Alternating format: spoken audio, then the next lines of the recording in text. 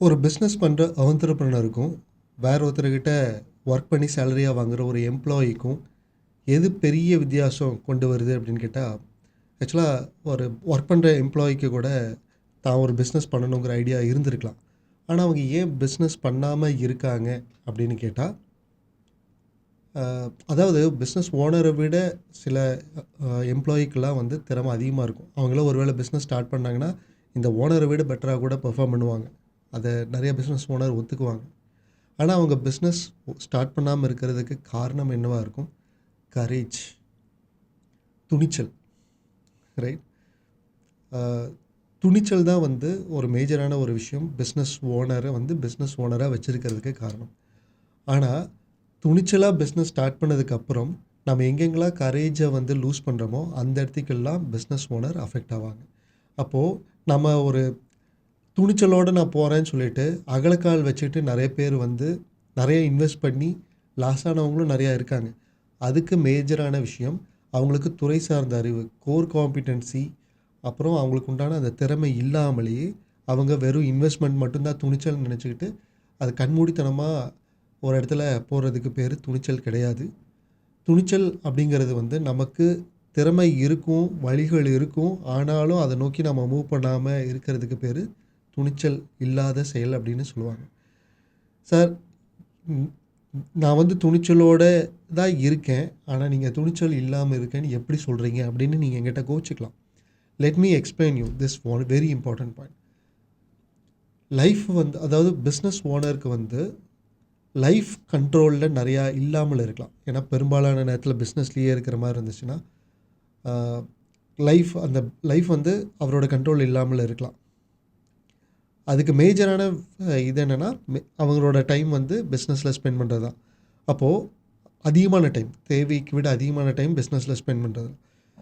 அப்போது பிஸ்னஸை கண்ட்ரோல்குள்ளே கொண்டு வந்துட்டாருன்னா அப்போ அவர் அதுக்கு தகுந்த மாதிரி அளவுக்கு மட்டும் டைம் ஸ்பெண்ட் பண்ணி மற்ற நேரத்தில் வீல் ஆஃப் லைஃப்பை பேலன்ஸ் பண்ணார்னா அவர் தான் வந்து ஃபார்ச்சூனர் அப்படிங்கிறத நம்ம பார்க்குறோம். அந்த பிஸ்னஸ் அவர் கண்ட்ரோல்குள்ளே வரணுன்னா அதற்கு பிஸ்னஸ் கண்ட்ரோல்குள்ளே வரணும்னா அது வந்து லேக் மெஷர், அதுக்கு ஒரு லீட் மெஷர் இருக்கணும்ல. இந்த இடத்துல ஃபோக்கஸ் பண்ணால் இந்த இடத்துக்கு ரிசல்ட் வரும்னு. அப்போ இந்த லீட் மெஷர் என்ன அப்படின்னு பார்த்தா ஃபினான்ஸ். எதுக்காக கரேஜ் அப்படின்னு பேசிகிட்டு இருந்தேன்னா இப்போ நான் சொல்கிறேன்.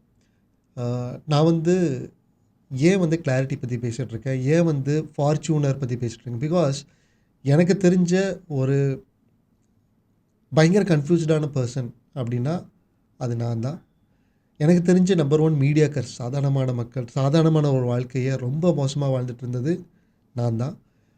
ஆனால் அதிலிருந்து நான் வந்து ஓவர் கம் பண்ணி அடுத்த லெவல் வரணும்னு நினச்சதுனால நிறையா விஷயங்கள் நான் வந்து லேர்ன் பண்ணி அதை வந்து ஹேண்டில் பண்ணி அதை ஓவர் கம் பண்ணி நான் அடுத்த லெவல் வந்ததுனால இது நான் வந்து ஒரு ப்ரோக்ராமாக நான் கொடுக்குறேன். அப்போது நான் வந்து ஃபார்ச்சூனர் லைஃப் ஸ்டைலையும் பார்த்துருப்பேன், மீடியாக்ரிட்டியும் நான் பயங்கரமாக எக்ஸ்பீரியன்ஸ் பண்ணதுனால தான் மீடியாக்ரிட்டியை பற்றி பேசுகிறதுக்கு உண்டான தகுதியே எனக்கு இருக்குதுன்னு நான் நினைக்கிறேன். ஓகே, அப்போது நான் மீடியாக்கராக இருக்கும்போது பண்ண மேஜரான மிஸ்டேக் என்னென்னா, எப்போ பார்த்தாலும் நான் பிஸ்னஸில் தான் இருந்தேன், எப்போ பார்த்தாலும் மற்றவங்களோட கால்குலேஷன்ஸ் நான் பண்ணுவேன்.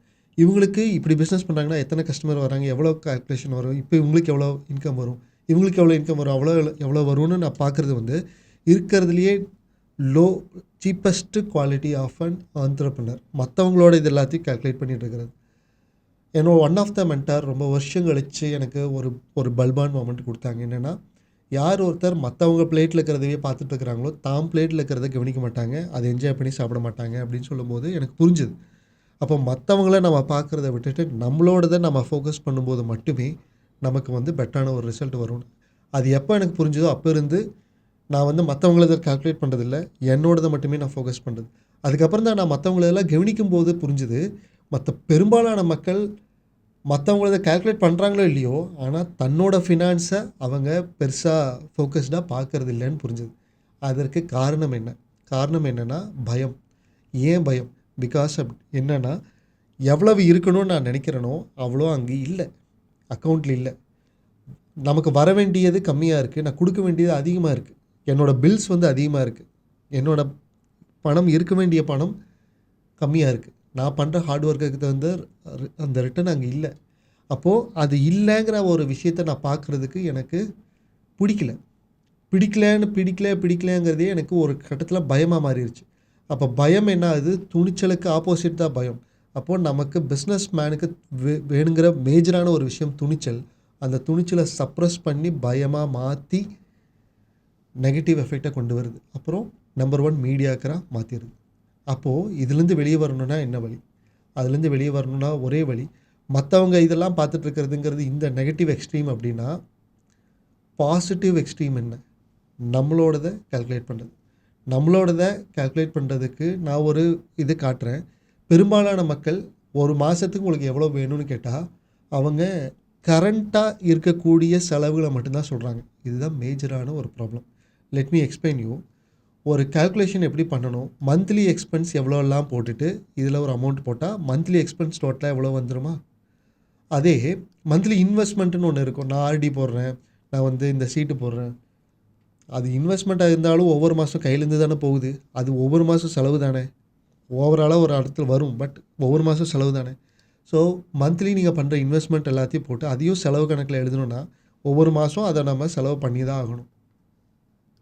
Quarterly bike service, car service, அந்த மாதிரி இப்போ என்னது mobile phone recharge, TV recharge, இதெல்லாம் 3 months ஒன்ஸ் பண்ணக்கூடிய விஷயங்கள். இதெல்லாத்தையும் போட்டுட்டு 3 months ஒன்ஸாக இருக்கக்கூடிய விஷயங்கள் எவ்வளோ? 3 monthஸாக இருக்கக்கூடிய விஷயங்கள் இவ்வளோனா இந்த டோட்டல் அமௌண்ட் டிவைடட் பை 3ன்னு போட்டோம்னா மாதத்துக்கு எவ்வளோன்னு நமக்கு தெரிஞ்சிடும் இல்லையா?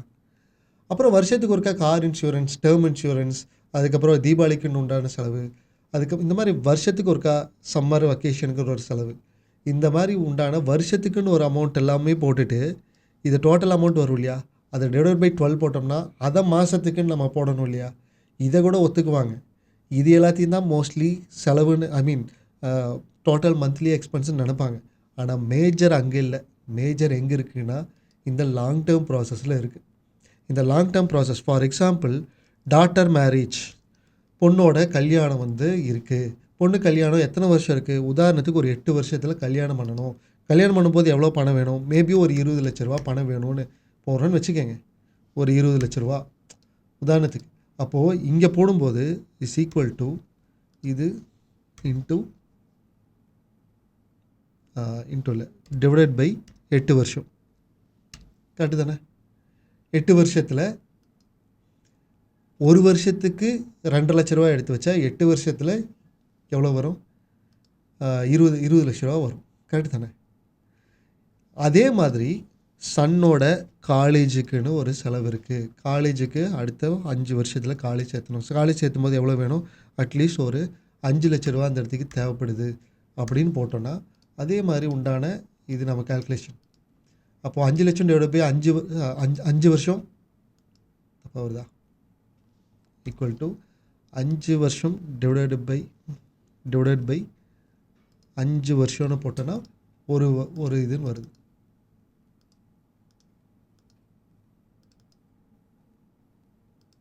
Got it right?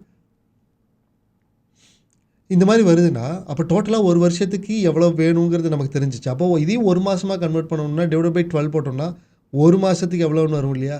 இப்போ ஃபார் எக்ஸாம்பிள் எனக்கு ரிட்டையர்மெண்ட் ஆகணும். எத்தனை வருஷத்தில் ரிட்டையர்மெண்ட் ஆகணும்? இவ்வளோ வருஷத்தில். ரிட்டையர்மெண்ட் ஆனதுக்கப்புறம் கையில் எவ்வளோ இருக்கணும்? இவ்வளோ இருக்கணும். ஆக்சுவலாக ஸ்வீட் ஸ்பாட்டில் நம்ம ஒர்க் பண்ணும்போது ரிட்டையர் ஆக வேண்டியதில்லை நம்ம சொல்லியிருந்தோம். பட் ஒரு பர்டிகுலர் டைம் இதுக்குன்னு ஒரு நம்ம ஓல்டு ஏஜுக்குன்னு சொல்லி நம்ம ஒன்று போட்டு வைக்கணும் இல்லையா? அது நல்ல விஷயம் தானே. அப்புறம் எனக்கு ஒரு வீடு வேணும். எத்தனை வருஷத்தில் வீடு கட்டலாம்? இவ்வளோ வருஷத்தில். வீடு கட்டுறதுக்கு எவ்வளோ வேணும்? இவ்வளோ வேணும். அல்லது ஆல்ரெடி ஒரு வீடு இருக்குன்னா செகண்ட் ஹவுஸ் நம்ம வாடகைக்கு அப்படி அல்லது வேறு எதுக்கோ பர்பஸ்க்கோ ஏதாச்சும் ஒரு லேண்டு வாங்கணும். இந்த மாதிரி ஏதாச்சும் ஒரு நம்ம போடுறோம் அப்படின்னா இப்படி நம்ம போட்டு பார்த்தோன்னா மாதத்துக்கு எவ்வளோ வேணும்னு இருக்கு இல்லையா? அப்போது இது எல்லாத்தையும் சேர்த்தோம்னா மாதத்துக்கு இந்த மாதம் இது மாதத்துக்கு நல்லா போட்டு எல்லாத்துக்கும் ஒரு இதை போட்டோம்னா ஒரு அமௌண்ட் நிற்கும்ல. அதுதான் short term financial goal. Please note it down. Short term financial goal. பெரும்பாலான மக்கள் ஷார்ட் டேர்ம் ஃபினான்ஷியல் கோல் கிடையாது. ஏன்னா அது எப்படி கால்குலேட் பண்ணுறதுன்னு தெரியாது.